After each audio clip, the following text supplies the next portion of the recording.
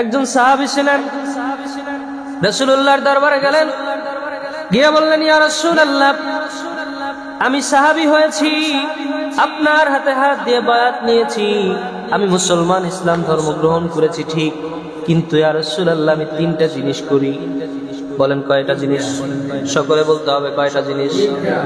প্রথম নাম্বার, আমি যে কাজটা করি, ইয়া রাসূলুল্লাহ যখন সন্ধ্যা ঘনায় আসে, ইয়া রাসূলুল্লাহ আমি জিনার কাজে পা বাড়ায় দেই। 2 নাম্বার যে কাজ করি, ইয়া রাসূলুল্লাহ আমি মদের বারে গিয়ে মদ খাওয়া শুরু করে দেই। নাউজুবিল্লাহ। বলেন মদ খাওয়া হালাল না হারাম? জিনা করা হালাল না হারাম? 3 নাম্বার যে কাজ আমি করি, ইয়া রাসূলুল্লাহ কথায় কথায় আমি মিথ্যা কথা বলে ফেলি। ইয়া রাসূলুল্লাহ আপনার দরবারে আমি বায়াত হয়েছি, আর আপনি আমাকে নতুন করে আজকের একটা শপথ করাবেন, বায়াত করান। এই 3টা কাজ আমার অভ্যাস, কিন্তু ইয়া রাসূলুল্লাহ এই 3টা কাজ আমি একসাথে ছাড়তে পারবো না, অথবা 3টাই আমি ছাড়তে পারবো না। ইয়া রাসূলুল্লাহ আপনি একটার উপরে আমাকে বায়াত নিবেন, শপথ করাবেন। যদি যেইটার উপরে আপনি আমাকে শপথ করাবেন, ইয়া রাসূলুল্লাহ যতদিন আমি বাঁচবো আর কোনোদিন ওই কাজটা আমি আর করব না। ইয়া রাসূলুল্লাহ যদি আপনি বলেন জিনা করবা না, আমি আর আমার জীবদ্দশায় কোনোদিন জিনার কাজে পা বাড়াবো না।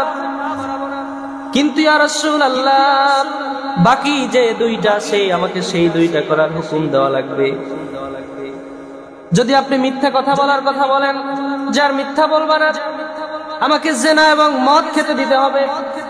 কিন্তু ইয়া রাসূলুল্লাহ যে কোনো একটা আমাকে শপথ করাবেন, 3টা আমি একসাথে করতে পারবো না। তখন ওই সাহাবী যখন এই কথা বলেছেন, রাসূলুল্লাহ হাত বাড়ায় দিয়েছেন, দাও সাহাবী হাত দাও, আমি তোমাকে বায়াত করাবো, শপথ করাবো। একটাকেই শপথ করাবো, তোমার সেই একটা শপথ মানতে হবে। ওই সাহাবী খুশি হয়ে গেছেন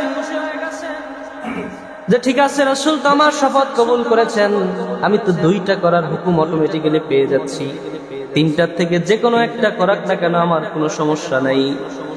হাত বাড়ায় দেওয়ার সাথে সাথে বলছেন, ইয়া রাসূলুল্লাহ আজকে আপনি শপথ করান।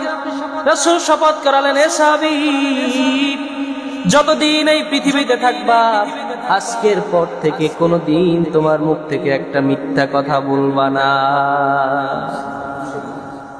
সাহাবী মুস্কি হেসে দিলেন, যাহারে ইয়া রাসূলুল্লাহ আমি মনে করেছিলাম আমাকে জিনার কাজে বাধা দিবেন, কারণ এই জিনার কাজটা করা আমার জন্য বড়, এটা ছাড়া আমার জন্য বড় কঠিন ব্যাপার। তবে তো আপনি আমাকে জিনার জন্য বললেন না। আমি মনে করেছিলাম মদ খাওয়া আমাকে বাধা দিবেন, কিন্তু আপনি তাও করলেন না।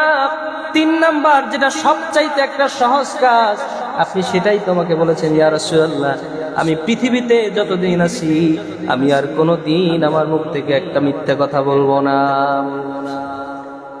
এই কথা বলে সাহাবী বের হয়ে গেলেন। যাওয়ার পরে ওই সাহাবী যখন চলে গেলেন, সন্ধ্যাবেলা যখন ঘনায় আসছে, বন্ধু বান্ধব তার ঘরে টোকা দিয়েছেন, এ বন্ধু চলো চলো, আমাদের তো মদ খাওয়ার সময় হয়ে গেছে। কি খাওয়ার? বলেন হারাম কাজ না হালাল কাজ? জোরে বলেন। ঘরে আঘাত করলেন, বন্ধু চলো আমাদের তো মদ খাওয়ার সময় হয়ে গেছে। ওই সাহাবী প্রফুল্ল মন নিয়ে মদের বারে চলে গেছে।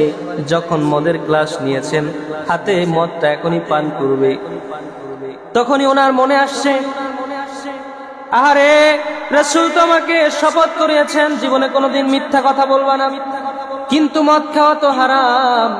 রাসূল যদি আমাকে জিজ্ঞেস করে, সাহাবী তুমি মদ খেয়েছো আজকে, তখন তো রাসূলের কাছে মিথ্যা বলতে পারবো না, আমার তো সত্য কথা বলার হুকুম হয়ে গেছে। ওই সাহাবী মদের গ্লাসটা ফালায় দিয়েছে, আর ওই বন্ধুদেরকে ডেকে বলছে, বন্ধু যাই রে যাই, আর কোনদিন আমাকে এই মদের বারে তুমি দেখবা না, কোনদিন আর মদের বারে তুমি আমাকে পাবা না, কারণ আমি রাসূলের কাছে শপথ করেছি জীবনে কোনদিন আমি মিথ্যা কথা বলবো না। যাই রে যাই, যদি তোমাদেরকে আমি দাওয়াত দিয়ে যাই, সম্ভব হয় তোমরা ওই মদের কাজটা আজকে থেকে বাদ দিয়ে দিও, আর কোনদিন মদ খাইতে যাইও না, যদি পারো তোমরাও আমার সাথে সাথে মদ খাওয়া বাদ দিয়ে দাও।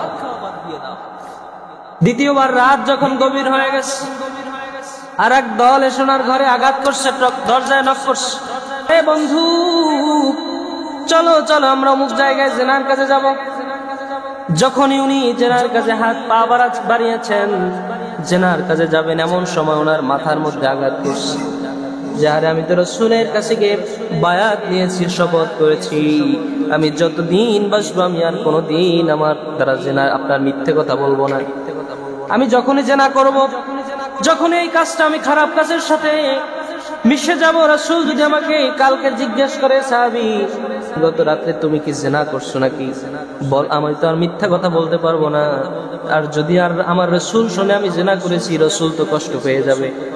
ওই বন্ধুদেরকে ত্যাগ করে বলেছেন, বন্ধুরে আমি আজকের পর থেকে আর কোনোদিন আমি এই জেনার কাজ করব না। যাই তবে যাওয়ার আগে তোমাদেরকে আমি বলে যাই, আজকের পর থেকে তোমাদেরকে আহ্বান করবো আর কোনোদিন এই জেনার কাজ করিও না। যে কারণে এতগুলো কথা বললাম, সামান্য একটা কথা রাসূলের কাছে বলেছেন, ইয়া রাসূলুল্লাহ আমি মিথ্যা বলবো না। যার কারণে এই সাহাবীর গোটা জীবন চেঞ্জ হয়ে গেছে, শুধু একটা আমল। বলেন কয়টা? কি সেটা? মিথ্যা কথা বলা, শুধু মিথ্যা কথা। ওই সাহাবী মনে করছে যে রাসূলের কাছে আমি বায়াত নিতে গেলে রাসূল মনে হয় আমাকে বায়াত করাবেন যে তুমি আর কোনোদিন জেনার কাজ করবা না। সাহাবী বলছেন, বর্ণনা আসছে যে আমি বড় হাসি খুশি হয়ে গেলাম যে মিথ্যে কথাটা একটা সাধারণ কথা, আমি মিথ্যে কথা বলবো না।